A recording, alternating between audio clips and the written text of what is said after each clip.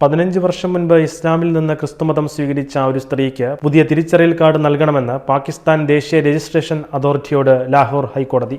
സുരക്ഷാ കാരണം മൂലം പേര് വെളിപ്പെടുത്താത്ത ആ സ്ത്രീ 2009 ഇസ്ലാം മതം ഉപേക്ഷിച്ച് ഒരു ക്രിസ്ത്യൻ പുരുഷനെ വിവാഹം ചെയ്തു.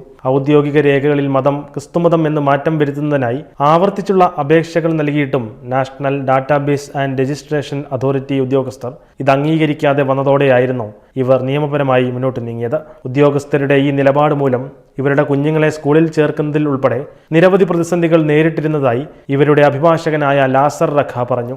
ഒരാളുടെ വിശ്വാസം പ്രകടിപ്പിക്കാനും ആചരിക്കാനുമുള്ള അവകാശം ഉറപ്പു നൽകുന്ന പാകിസ്ഥാൻ ഭരണഘടനയുടെ ആർട്ടിക്കിൾ 20 വ്യക്തമായ ലംഘനമാണ് ഈ അതോറിറ്റിയുടെ വിസമ്മതമെന്നും അദ്ദേഹം പറഞ്ഞു. ക്രിസ്ത്യൻ സോളിഡാരിറ്റി ഇന്റർനാഷണൽ എന്ന അഭിഭാഷക സംഘടനയാണ് കേസിനെ പിന്തുണച്ചത്.